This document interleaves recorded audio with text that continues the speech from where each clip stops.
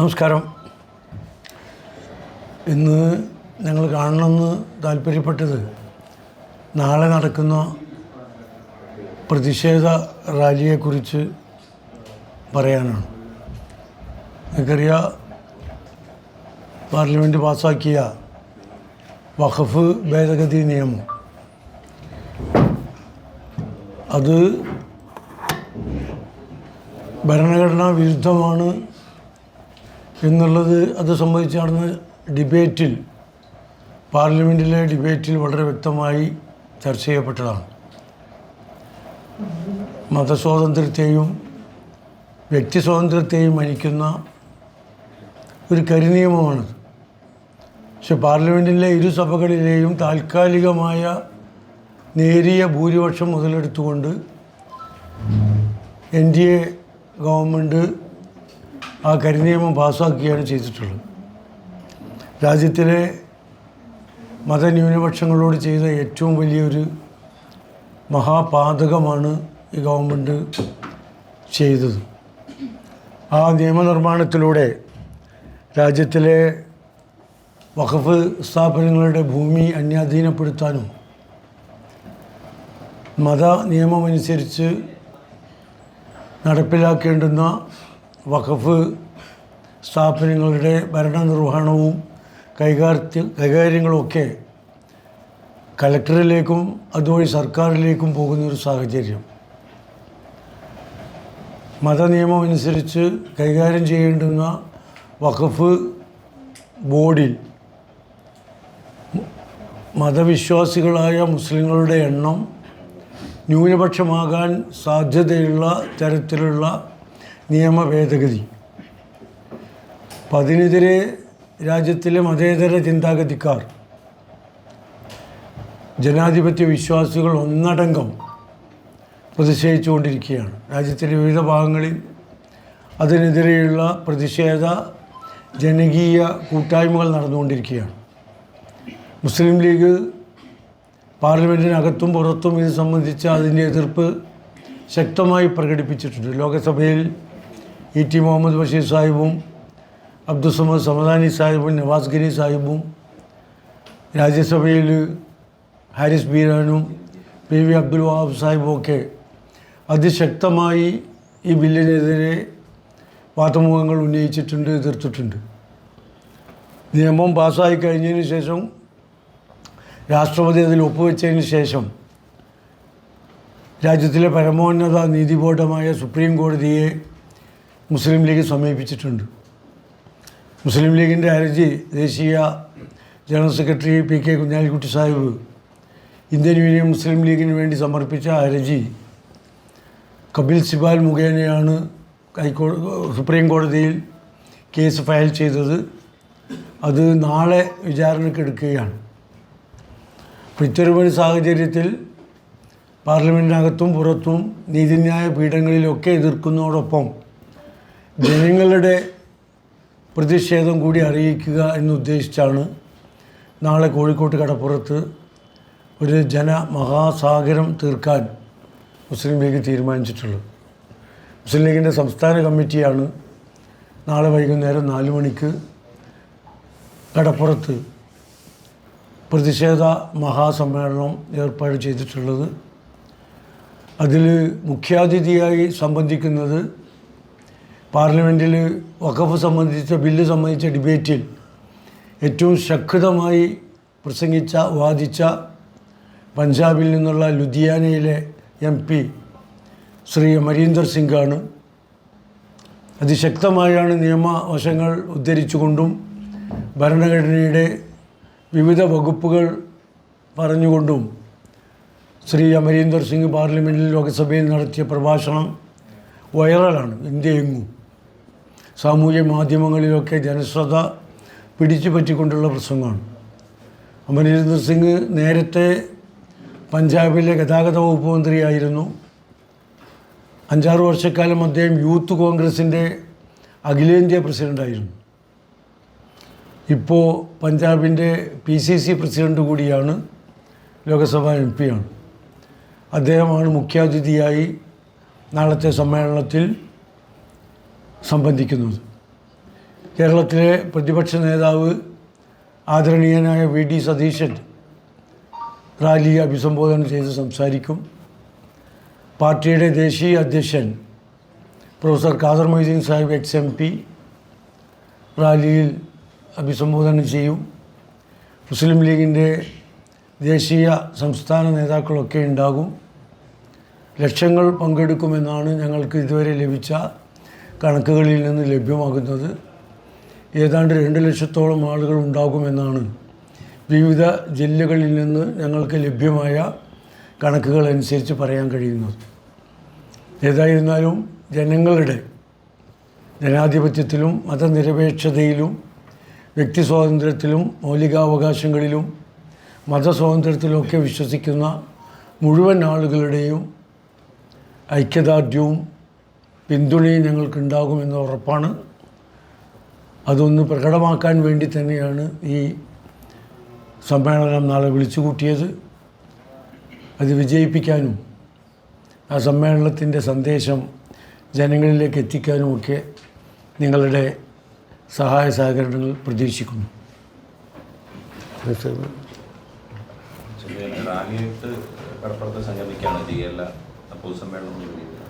പൊതുസമ്മേളനമേ ഉള്ളൂ. വാഹനങ്ങളിൽ വരുന്ന ആളുകൾ ഞങ്ങൾക്ക് പാർക്കിങ്ങും ട്രാഫിക് സംവിധാനമൊക്കെ പോലീസ് തീരുമാനിച്ച് തന്നിട്ടുണ്ട്.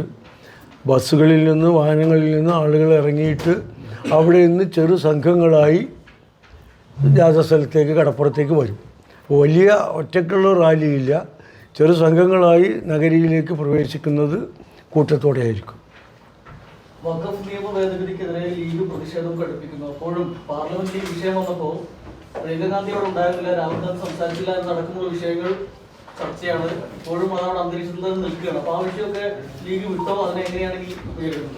അല്ല, അത് ലീഗ് വിടേണ്ടയും പിടിക്കേണ്ട വിഷയമല്ലല്ലോ. രാഹുൽ ഗാന്ധി ആ യോഗത്തിൽ സഭയിൽ സംബന്ധിച്ചിരുന്നു. അദ്ദേഹം എതിർത്ത് വോട്ട് ചെയ്തിരുന്നു.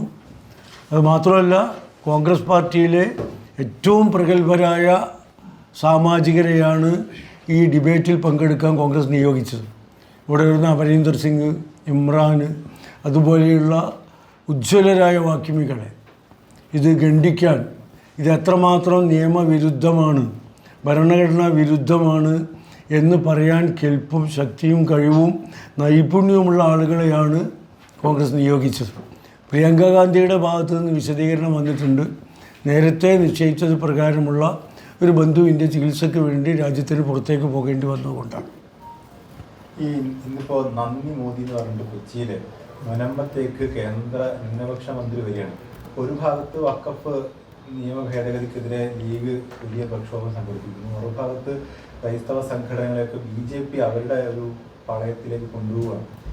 UDF വലിയ പ്രതിസന്ധി ആവില്ല? UDF ഒരു പ്രതിസന്ധിയില്ല. UDF നീതിയുടെ ഭാഗത്താണ് നിന്നത്. മാത്രമല്ല NDA, ഇപ്പോൾ BJP അവർക്കിതിന് പിന്തുണ കിട്ടാനുള്ള ശ്രമങ്ങളൊക്കെ അവർ നടത്തൂല. സ്വാഭാവികമായ ഒരു കരിനിയമം കൊണ്ടുവന്നപ്പോൾ ജനവിരുദ്ധമായ, നിയമവിരുദ്ധമായ, ഭരണഘടനാ വിരുദ്ധമായ ഒരു നിയമം കൊണ്ടുവന്നപ്പോൾ അതിനെ ന്യായീകരിക്കാൻ എന്തൊക്കെ മാർഗങ്ങളുണ്ടോ അവർ നോക്കും. അത് അവരുടെ രാഷ്ട്രീയമാണ്. പക്ഷേ ഈ നിയമം പാർലമെൻറ്റിൽ വന്നപ്പോൾ ഒരു കാലത്തും ഉണ്ടാകാത്ത പ്രതിപക്ഷ ഐക്യം ഉണ്ടായിട്ടുണ്ട്. നേരിയ വോട്ടുകൾക്കാണ് പരാജയപ്പെട്ടത്. 232 വോട്ട് പ്രതിപക്ഷത്തിന് കിട്ടിയ, അവിടെ അപ്പുറത്ത് 250 കിട്ടിയപ്പോൾ. എന്ന് പറഞ്ഞാൽ പ്രതിപക്ഷ ഐക്യനിരയിൽ നല്ല യോജിപ്പുണ്ടാക്കാൻ ഈ കരിനിയമം കൊണ്ട് സാധിച്ചിട്ടുണ്ട്. ഭൂരിപക്ഷവും ഏറ്റക്കുറച്ചിലുണ്ടായിട്ടുള്ളത് ശരിയാണ്. മാത്രമല്ല, ഭരിക്കുന്ന ഗവൺമെൻറ് NDA മുന്നണിയുടെ പുറത്തുള്ള പാർട്ടികളെ പിടിച്ചിട്ടാണ് താൽക്കാലിക ഭൂരിപക്ഷം ഉറപ്പിച്ചത്. അപ്പം അത് പ്രതിപക്ഷ നിരയെ, ജനാധിപത്യ നിരയെ കൂടുതൽ ശക്തിപ്പെടുത്തുന്നു, ബലവത്താക്കുന്നു, കൂടുതൽ പ്രതീക്ഷ നൽകുന്നു എന്നതാണ് ഈ നിയമത്തിൻ്റെ ഡിബേറ്റിലും വോട്ടെടുപ്പിലും കൂടി പ്രകടമായത്. പ്രതിപക്ഷ ഐക്യത്തിലും ക്രൈസ്തവ സഭകളൊക്കെ അവർക്ക് എതിരായിരുന്നു, ഈ പ്രതിപക്ഷത്തിനെതിരായി. അപ്പോൾ അതിൻ്റെ ആനുകൂല്യം കിട്ടാൻ പോകുന്നത് BJPക്ക്, പ്രത്യേകിച്ച് സംസ്ഥാന കേരളത്തിൽ. അല്ല, അത് ഏതെങ്കിലും ഒരു പ്രത്യേക സമുദായം ആർക്കെങ്കിലും അനുകൂലമാണോ അല്ലയോ എന്നൊന്നും പറയാറായിട്ടില്ലല്ലോ. ചില ആളുകൾ പറയുന്നു, അവരെ അനുകൂലിച്ച് പറയുന്നുണ്ട്. ഉന്നതരായ വൈദികരും നേതാക്കളും അവർ എതിർത്ത് പറയുന്നുണ്ട്, ഒക്കെ ചെയ്യുന്നുണ്ട്. അതിൽ വഞ്ചിതരാകരുത് എന്ന് പറയുന്നത് തന്നെ ക്രൈസ്തവ സമൂഹത്തിലെ ഉന്നതരായ ആളുകൾ പറഞ്ഞുകൊണ്ടിരിക്കുന്നുണ്ട്. അപ്പോൾ നമ്മൾ ഏതെങ്കിലും പക്ഷം ചേരാനായിട്ടില്ലല്ലോ. ഈ പൗരത്വ പ്രക്ഷോഭ സമയത്തൊക്കെ എല്ലാവരെയും ഐക്യപ്പെടുത്തിക്കൊണ്ടുള്ള ഒരുമിച്ചുള്ള യോജിച്ചുള്ള പ്രക്ഷോഭമായിരുന്നു ഉണ്ടായിരുന്നത്. അത് മറ്റു സമുദായങ്ങൾ പോലും അതിന് കൂടെ ഉണ്ടായിരുന്നു. പക്ഷെ അത്തരമൊരു സാഹചര്യം കാണാനില്ല. അങ്ങനെ ഒരു ഒരുമിച്ചുള്ള പ്രക്ഷോഭത്തിലുള്ള സാധ്യത കേന്ദ്രം തന്നെ അല്ലെങ്കിൽ BJP തന്നെ അടച്ചു കളയുന്ന രീതിയിൽ ചില ഓപ്പറേഷൻസ് നടത്തിയിട്ടുണ്ട്. അപ്പോൾ അതിന്റെ ഭാഗമായിട്ട് വേണം ഈ ക്രിസ്ത്യൻ സംഘടനകളെ ഈ കൂടെ നിർത്താനുള്ള ശ്രമം. അങ്ങനെ ക്രിസ്തീയ സമുദായത്തിലെ ആളുകൾ, നിഷ്പക്ഷമായി ചിന്തിക്കുന്ന ആളുകൾ, വൈദികരെ അടക്കമുള്ള ആളുകൾ ഇതിനെതിരെ രംഗത്ത് വന്നിട്ടുണ്ട്. അവരിപ്പോൾ പറഞ്ഞുകൊണ്ടിരിക്കുന്ന മുനമ്പം വിഷയവും ഈ ബില്ലും ഈ നിയമവും തമ്മിൽ യാതൊരു ബന്ധവുമില്ല എന്ന് ക്രിസ്തീയ സമുദായത്തിൽ തന്നെ ഉന്നതരായ ആളുകൾ പറഞ്ഞിട്ടുണ്ട്. ബന്ധമുണ്ട് എന്ന് സമുദായത്തിലെ ചില ആളുകളും പറഞ്ഞിട്ടുണ്ട്. രണ്ടും നടക്കുന്നുണ്ട്. ഞങ്ങളെ സംബന്ധിച്ചിടത്തോളം ഒരു സമുദായത്തോടും വിരോധമില്ല. ഈ നിയമം ഇവിടെ പറയുന്ന മുനമ്പ് വിഷയത്തിൽ വ്യക്തമായ നിലപാട് മുസ്ലിം ലീഗ് പറഞ്ഞതാണ്. ആ നിലപാടിൽ ഉറച്ചു നിന്നുകൊണ്ട് തന്നെ വഖഫ് നിയമവും മുനമ്പ് വിഷയവും തമ്മിൽ യാതൊരു ബന്ധവുമില്ല, അതിനെ ഒരു നിലത്തിലും സഹായിക്കാനോ സഹായം ഇല്ലാതാക്കാനോ ഈ നിയമത്തിന് സാധിക്കില്ല എന്ന് വളരെ വ്യക്തമായിട്ട് പറഞ്ഞിട്ടുണ്ട്. അടുത്ത നിയമസഭാ തെരഞ്ഞെടുപ്പിന് മുമ്പെങ്കിലും മുനമ്പ് വിഷയം പരിഹരിക്കപ്പെട്ടില്ലെങ്കിൽ അങ്ങനെ നീട്ടിക്കൊണ്ടുപോകാൻ സർക്കാർ ശ്രമിക്കുന്നതായിട്ട് തോന്നുന്നു. അതെ, അടുത്ത നിയമസഭാ തെരഞ്ഞെടുപ്പിന് മുമ്പായി ഇത് പരിഹരിച്ചില്ലെങ്കിൽ പരിഹരിക്കേണ്ടവരല്ലേ ജനങ്ങളോട് മറുപടി പറയേണ്ടി വരിക? പരിഹരിക്കേണ്ടത് ഗവൺമെൻറ്റല്ലേ? ഗവൺമെൻറ്റിന് ഒരു ദിവസം കൊണ്ട് തീർക്കാവുന്ന പ്രശ്നമാണ് മുനമ്പത്തെ വിഷയം എന്ന് പറഞ്ഞിട്ടുണ്ടല്ലോ, എല്ലാവരും പറഞ്ഞിട്ടുണ്ട്. ഗവൺമെൻറ്റിന് വിട്ടുകൊടുത്താൽ എന്തുകൊണ്ട് ഗവൺമെൻറ് തീരുമാനം എടുക്കുന്നില്ല? എന്തുകൊണ്ട് ഗവൺമെൻറ് ഗൗരവതരമായി ഇതിൽ ഇടപെടുന്നില്ല? അതാണ് ഞങ്ങൾ പറയുന്നത്. അത് ചെയ്യേണ്ട ഞങ്ങളാണ് അധികാരത്തിലിരുന്നതെങ്കിൽ സമവായത്തിലൂടെ തീരുമാനം ഉണ്ടാക്കാൻ എളുപ്പമായിരുന്നു, ഞങ്ങൾ ചെയ്യുമായിരുന്നു. ഇതിപ്പോൾ അധികാരത്തിലിരിക്കുന്നത് അധികാരം മുഴുവൻ ഗവൺമെൻറ്റിൻ്റെ കയ്യിലാണ്. ആ സംസ്ഥാന ഗവൺമെൻറ് അതിൽ ഇടപെടുന്നില്ല എന്നുള്ളത് മനസ്സിലാക്കാനും തീരുമാനമെടുക്കാതെ നീട്ടിക്കൊണ്ടു പോകുന്നത് കേരള ഗവൺമെൻറ്റാണെന്ന് ബോധ്യപ്പെടാൻ കേരളീയ പൊതുസമൂഹത്തിന് സാധിക്കും എന്നാണ് ഞങ്ങളുടെ വിശ്വാസം. തീർച്ചയായിട്ടും ഇത് നീട്ടിക്കൊണ്ടുപോയി വിവിധ സമുദായങ്ങൾ തമ്മിൽ ഭിന്നിപ്പിക്കുക എന്നതാണ്. ഭിന്നിപ്പിച്ച് വീണ്ടും അധികാരം നേടാനുള്ള ശ്രമത്തിൻ്റെ ഭാഗമായാണ് ഇടതുമുന്നണി ഈ പ്രശ്നം, മാർക്സിസ്റ്റ് പാർട്ടി ഈ പ്രശ്നം പരിഹരിക്കാതെ നീട്ടിക്കൊണ്ടു പോകുന്നത്. ഇതിങ്ങനെ നീട്ടിക്കൊണ്ടുപോകുന്നത് അവരെക്കാളും BJPക്കല്ലേ ഗുണകരമായി? അത് അവരല്ലേ മനസ്സിലാക്കേണ്ടത്. കേരളത്തിൽ ഇപ്പോൾ BJP അത്ര വലിയ ഫാക്ടർ അല്ലല്ലോ. ഇടതുപക്ഷത്തിന് UDFൻ്റെ അടിത്തറയായിരുന്ന സമുദായങ്ങളെ ഭിന്നിപ്പിച്ച് അധികാരത്തിലേക്ക് വീണ്ടും എത്താനുള്ള ഒരു ശ്രമത്തിൻ്റെ ഭാഗമായാണ് മുനമ്പം വിഷയം ലൈവായി നിർത്തിക്കൊണ്ടിരിക്കുന്നത്. അതുകൊണ്ടാണ് അവർക്ക് വളരെ ഈസിയായി എളുപ്പത്തിൽ തീരുമാനിക്കാവുന്ന ഒരു പ്രശ്നത്തിൽ ഇടപെടാൻ പോലും മടിക്കുന്നത്. ഈ സംസ്ഥാന മുഖപത്രത്തിൽ വന്നത് ഈ വഖഫ് ഭേദഗതിക്ക് ശേഷം ഈ ധാരാളം നിയമപ്രശ്നങ്ങളിലേക്ക് വഴിതെളിക്കും, അതായത് കയ്യേറ്റങ്ങൾ ഒരുപാട് വർദ്ധിക്കും. അപ്പോൾ ലീഗിന്റെ നിലപാട് എങ്ങനെയാണ്? ഈ കയ്യേറിയ എല്ലാ ഭൂമിയും തിരിച്ചു പിടിക്കണമെന്നാണ്. ഈ വഖഫ് ഭൂമി ഏതാണ് എന്ന് നോക്കിയിട്ട് അത് വഖഫായി തന്നെ നിലനിൽക്കണം രാജ്യത്തുള്ള നിയമം അനുസരിച്ച്. അതെന്താ സംശയം? കയ്യേറ്റങ്ങളൊക്കെ തിരിച്ചു പിടിക്കണം. കയ്യേറ്റങ്ങൾ ഉണ്ടായിട്ടുണ്ടെങ്കിൽ അത് വഖഫിന് അവകാശപ്പെട്ടതാണെങ്കിൽ വഖഫിന് കിട്ടണം നീതിപൂർവം, ആരുടേതും. ഇപ്പോൾ എൻ്റെ ഒരു ഭൂമിയാണെങ്കിൽ വേറൊരാൾ കൈയാറ്റം ചെയ്തിട്ടുണ്ടെങ്കിൽ അത് തിരിച്ചു കിട്ടണ്ടേ? വഖഫിന് മാത്രമല്ല, എല്ലാ ഉടമസ്ഥാവകാശത്തിൻ്റെയും അടിത്തറ അത് തന്നെയാണ്. കഴിഞ്ഞ ദിവസം കരിപ്പൂർ എയർപോർട്ടിലേക്ക് ജമാഅത്തെ ഇസ്ലാമി നടത്തിയൊരു പ്രതിഷേധത്തിനകത്ത് ഇസ്ലാമിക് ബ്രദർഹുഡ് സ്ഥാപകന്റെ ചിത്രങ്ങളൊക്കെ ഉപയോഗിച്ചിരുന്നു. അപ്പോൾ അത് ലീഗിന് എതിർത്തിട്ടുള്ള സ്റ്റാൻഡ് എന്നാണ്. അല്ല, അത് അവർ നടത്തിയതല്ല, അവരോടല്ല ചോദിക്കേണ്ടത്. ഞങ്ങളത് അങ്ങനെ ഫോട്ടോ ഉയർത്തിയിട്ടില്ല, അതിനോടൊപ്പം പോയിട്ടില്ല, അത് നല്ലതാണെന്ന് പറഞ്ഞിട്ടുമില്ല. അല്ല, അവരെയൊക്കെ ഞങ്ങൾ കല്യാണത്തിലൊക്കെ സഹകരിക്കാറുണ്ട്, ഒരുമിച്ച് ഭക്ഷണം കഴിക്കാറുണ്ട്. ഉയർന്നൊരു വിമർശനം ഈ മതേതര സഖ്യ ചേരിനെ ഒക്കെ നിർത്തി നടത്തേണ്ട പ്രക്ഷോഭമാണല്ലോ ഒക്കെ പ്രക്ഷോഭം. അങ്ങനെ ലീഗിന് അഭിപ്രായമുണ്ട്. സ്വാഭാവികമായിട്ടും ഇത്തരം നീക്കങ്ങൾ, അതായത് ബ്രദർഹുഡ് പോലുള്ള ലോകരാജ്യങ്ങൾ തന്നെ അങ്ങനെ ഒരു ഭീകര ലിസ്റ്റിലോ കാണുന്ന ആളുകൾ, നേതാക്കന്മാരുടെ ചിത്രങ്ങൾ ഇങ്ങനെ ഉയർത്തി കാണിക്കുന്നത് ഈ മതേതര ചേരിയും ഒപ്പം നിർത്തുന്നതിന് തടസ്സമാണെന്നാണ് പറയുന്നത്. അങ്ങനെ അഭിപ്രായം ലീഗിനുണ്ട്. ഞങ്ങളത് ഒരിക്കലും അനുകൂലിച്ച് പറഞ്ഞിട്ടില്ലല്ലോ. അത് ചെയ്തത് നല്ലതാണ്, നല്ല കാര്യമാണ് ചെയ്തതെന്ന് മുസ്ലിം ലീഗ് ഒരിക്കലും ന്യായീകരിച്ചിട്ടില്ല. അത് ഓരോ പാർട്ടിയും ചെയ്ത് അവരോട് ചോദിക്കണം. ഞങ്ങളതിൽ ഇടപെടാൻ തയ്യാറില്ല, ഞങ്ങൾ അതിൻ്റെ കൂടെ പോയിട്ടുമില്ല. അങ്ങനെയൊന്നുമില്ല. ഞങ്ങളത് അതുമായി യോജിക്കുന്ന പ്രശ്നം ഉണ്ടായിട്ടില്ല. ഓരോ സംഘടനകളും അവരുടേതായ രീതിയിൽ നടത്തും. അത് തെറ്റാണോ ശരിയാണോ എന്നുള്ളത് അവരോട് ചോദിക്കാം. ഞങ്ങളതിൽ ഇടപെട്ടിട്ടില്ല, ഞങ്ങളതിനെ അനുകൂലിക്കുന്നുമില്ല. പശ്ചിമ ബംഗാളിലൊക്കെ ഇപ്പം ഈ വഖഫ് സംഘർഷം, ഈ പ്രക്ഷോഭത്തിന്റെ പേരിൽ വലിയ സംഘർഷം നടന്നുകൊണ്ടിരിക്കുകയാണ് മുർഷിദാബാദിലൊക്കെ. അപ്പോൾ അങ്ങനെ ചിത്രീകരിക്കാൻ വേണ്ടിയിട്ടുള്ളൊരു കേന്ദ്രത്തിന്റെ ഒക്കെ നീക്കങ്ങൾ നടന്നുകൊണ്ടിരിക്കുന്നുണ്ട്. ആ സമയത്ത് ഈ പ്രക്ഷോഭം നടത്തുന്ന സമയത്ത് ശ്രദ്ധിക്കേണ്ട കുറേ കാര്യങ്ങളില്ലേ? തീർച്ചയായിട്ടും പൊതു സമൂഹത്തിൻ്റെ, പ്രത്യേകിച്ച് മതേതര സമൂഹത്തിൻ്റെ പിന്തുണ ഇതിനുണ്ട് ഇപ്പോൾ. അതുകൊണ്ടാണ് പാർലമെൻറ്റിൽ ഇത്രയധികം വോട്ട് കിട്ടിയതും ഇത്ര ശക്തമായ ഡിബേറ്റ് നടന്നതും മുസ്ലിങ്ങളല്ലാത്ത പാർലമെൻറ്റേറിയന്മാർ അതിശക്തമായി ഈ ബില്ലിനെതിരെ പാർലമെൻറ്റിൽ നിലയുറപ്പിച്ച് പ്രസംഗിച്ചുമൊക്കെ അതിൻ്റെ ഭാഗം തന്നെയാണ്. ആ ബോധം നിലനിർത്തിക്കൊണ്ട്, ആ രീതി നിലനിർത്തിക്കൊണ്ട് മുന്നോട്ട് പോകണം എന്ന് തന്നെയാണ് മുസ്ലിം ലീഗ് ആഗ്രഹിക്കുന്നത്. മതനിരപേക്ഷ സമൂഹത്തിൻ്റെ പിന്തുണ വേണം, അവരെയും കൂടി സഹകരിപ്പിച്ചുകൊണ്ട് ഇത് പോകണം. പക്ഷേ ഈ കഴിഞ്ഞ ആ സമരത്തിനെതിരെ വലിയ ആക്ഷേപം വരുന്നുണ്ട് പല ഭാഗങ്ങളിൽ. അല്ല, ഞങ്ങൾ നടത്തിയില്ലല്ലോ ആക്ഷേപത്തിന് മറുപടി പറയാൻ. ഞങ്ങളൊന്നും നടത്തിയതല്ലാത്തതുകൊണ്ട് ഞങ്ങൾക്ക് മറുപടി പറയേണ്ട ആവശ്യമില്ല.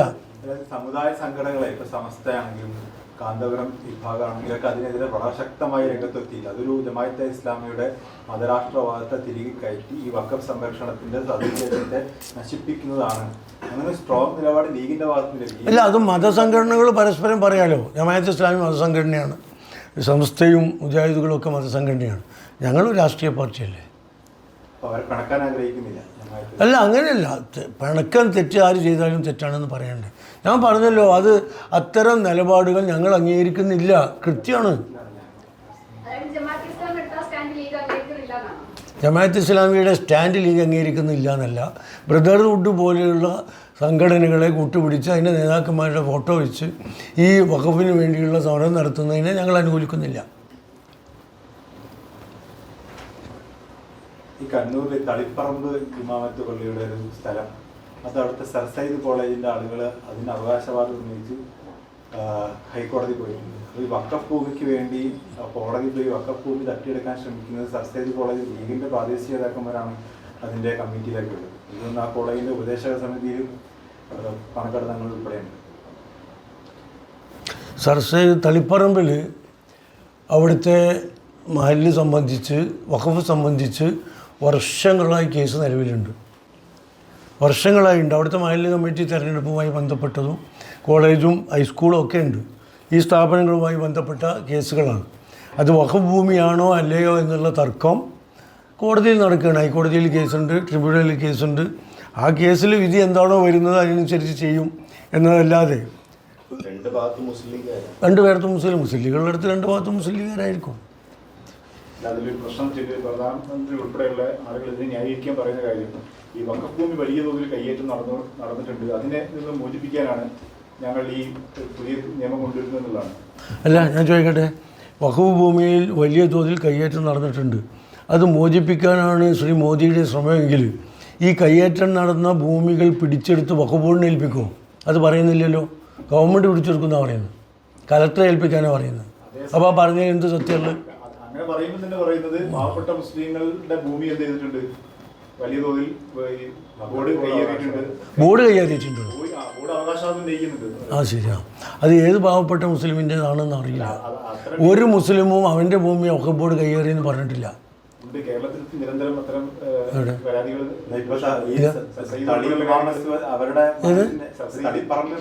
അവിടുത്തെ ഭൂമി വഖഫാണോ അല്ലയോ എന്നുള്ള തർക്കം ഹൈക്കോടതിയിലാണ്. അവർ തീരുമാനിച്ചോട്ടെ. അല്ല, ലീസിന് കൊടുത്താണ്. കയ്യേറാനല്ല, അത് അവർ ലീസിന്, പാടത്തിന്, അതാണ് ലീസ് ഇംഗ്ലീഷിൽ. അപ്പോൾ ആ ലീസിന് കൊടുത്ത ഭൂമിയെ സംബന്ധിച്ചുള്ള തർക്കമുണ്ട്. അത് കോടതിയുടെ മുമ്പിലുള്ള വ്യവഹാരമാണ്. അതിൽ നമുക്ക് ഇടപെടാൻ കഴിയില്ല. ആ കോടതി തീരുമാനിക്കട്ടെ. അല്ലല്ലോ, വഖഫ് ഭൂമി ആണോ അല്ലയോ എന്ന് കോടതി തീരുമാനിക്കട്ടെ. വഖഫ് ബോർഡ് ഭൂമിയാണ് എന്ന് തീരുമാനിച്ചു കഴിഞ്ഞാൽ സ്വാഭാവികമായും വഖഫിന് കൊടുക്കേണ്ടി വരും. ആ തീരുമാനത്തിന് വേണ്ടിയാണ് കോടതി പോയത്.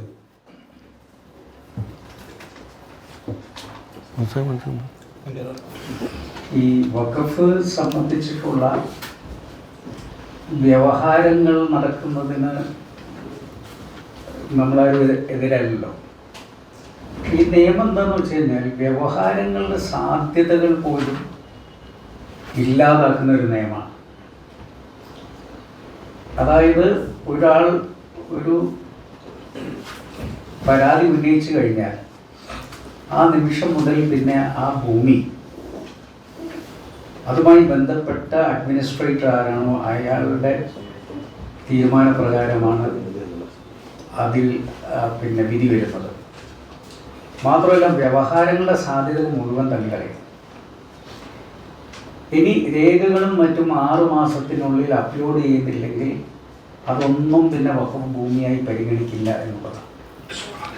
അപ്പോൾ സത്യത്തിൽ വഖഫ് എന്ന് പറയുന്ന ഒരു നിയമത്തിൻ്റെ ഭേദഗതി പറഞ്ഞുകൊണ്ട് പല ഭൂമികളും ഗവൺമെൻറ് പിടിച്ചടക്കുന്നതിന് വേണ്ടി നടത്തിയിട്ടുള്ള ഒരു നിയമനിർമ്മാണമാണ് ഇത് എന്ന കാര്യത്തിൽ യാതൊരു സംശയമില്ലാത്തൊരു കാര്യമാണ്. സത്യത്തിൽ വഖഫ് എന്ന് പറയുന്ന ഒരു പദം പോലും ഇനി നമുക്ക് ഒരു നിയമത്തിലും കാണാൻ കഴിയില്ല. കാരണം ഇനി മുതൽ ഇത് ഉമീദ് എന്ന പേരിലാണ് അറിയപ്പെടുന്നത്. അപ്പം നമുക്ക് ഉമീദിൻ്റെ ഫുൾ ഫോമിലേക്ക് പോകുന്ന സമയത്ത് യൂണിഫൈഡ് വഖഫ് എന്ന് ആ പേരിലുണ്ട്. അതിൻ്റെ എംപവർമെൻറ്റും അതിൻ്റെ പിന്നെ ഡെവലപ്മെൻറ്റും ഒക്കെയാണ്. പക്ഷെ ആ W എന്ന് പറയുന്ന പദം പോലും ഈ ഉമീദിൽ വരാൻ പാടില്ല എന്ന് തീരുമാനിക്കുമ്പോൾ ഇനി കുറച്ച് കാലം കഴിഞ്ഞാൽ വഖഫ് എന്ന് പറയുന്ന ഒരു സംഭവം തന്നെ അത് സത്യത്തിൽ ഒരു മതവിശ്വാസവുമായി ബന്ധപ്പെട്ടൊരു കാര്യമാണ്. അത് ഇവിടെ ഉച്ചരിക്കപ്പെടാൻ പാടില്ല എന്ന് പറയുന്ന ഒരു നിയമം കൊണ്ടുവന്നിട്ട് നമ്മൾ അതിനെ എന്തെല്ലാം ന്യായീകരണത്തിൽ പറഞ്ഞു കഴിഞ്ഞാൽ അത് പാവപ്പെട്ടവനെ സഹായിക്കാനാണ്, മറ്റതാണ്, എന്ത് പറഞ്ഞു കഴിഞ്ഞാലും അതൊന്നുമല്ല നിൻ്റെ ഉദ്ദേശം. അത് ആ പാവപ്പെട്ടവന് പോവില്ല, അത് അഡ്മിനിസ്ട്രേറ്ററുടെ കയ്യിലേക്ക് വരികയും അത് അവരുടെ കയ്യിൽ പിന്നെ ഗവൺമെൻറ്റിൻ്റെ ഭൂമിയായി മാറുകയും ചെയ്യുന്ന ഒരു സ്ഥിതിവിശേഷം ഉണ്ടാക്കാനുള്ള ശ്രമമാണ് ഇവിടെ ഈ ഉള്ള. പിന്നെ നമ്മുടെ മുനമ്പുവുമായി ബന്ധപ്പെട്ട വിഷയത്തെ ഇതുമായി കൂട്ടിക്കുഴച്ചിട്ട് യാതൊരു കാര്യമില്ല.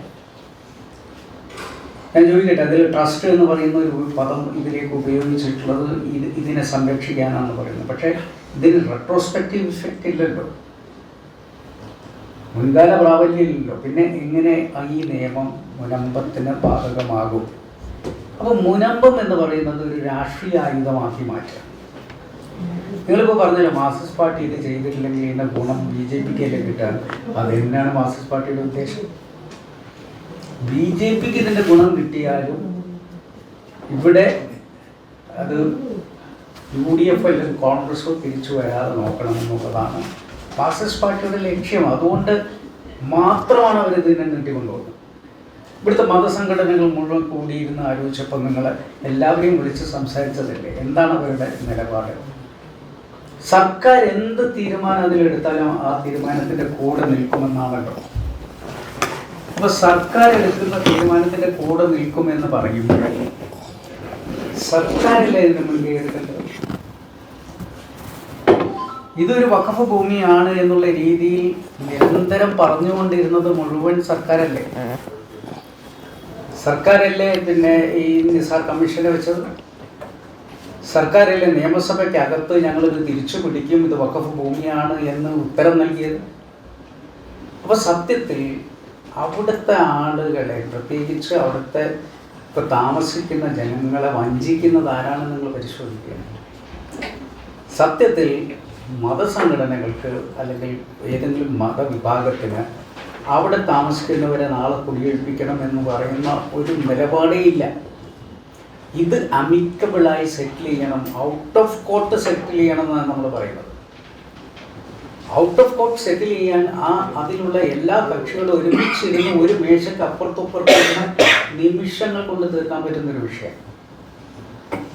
അതെന്താണ് ഇപ്പോഴും അതിൻ്റെ മുകളിലൊരു നിലപാട് ഈ ഗവൺമെൻറ് പറയാത്തത്? അതുകൊണ്ട് ഗവൺമെൻറ് ഇത്രയും വൈകിച്ച് ഇത്രയും വലിയ ധ്രുവീകരണം ഉണ്ടാക്കിയതിലെ മുഖ്യ പ്രതി ഇടതുപക്ഷ ഗവൺമെൻറ്റാണ്. പിന്നെ അതിനെ വീണ്ടും അത് വ്രണമാക്കി അതിനെ കൂടുതൽ സങ്കീർണമാക്കുന്നത് BJPയുമാണ്. ഇതിൽ മുസ്ലിം സംഘടനകൾക്കും ക്രിസ്തീയ സമൂഹത്തിനും ഇതിൽ ഒരു തരത്തിലും അവരെ കക്ഷി ചേർക്കപ്പെടാൻ പറ്റില്ല എന്നുള്ളതാണ് എല്ലാ സംഭവ വികാസങ്ങളും പരിശോധിച്ചാൽ മനസ്സിലാകുന്നത്. അതുകൊണ്ട് ഞങ്ങൾ പറയുന്നത് ഇത് തീർക്കണം. രണ്ട് കമ്മ്യൂണിറ്റിയെ തമ്മിൽ തല്ലിക്കുന്ന ഒരവസ്ഥ ഈ കേരളത്തിൽ ഉണ്ടാക്കരുത് എന്നുള്ളതാണ് ഞങ്ങളുടെയൊക്കെ റിക്വസ്റ്റ്.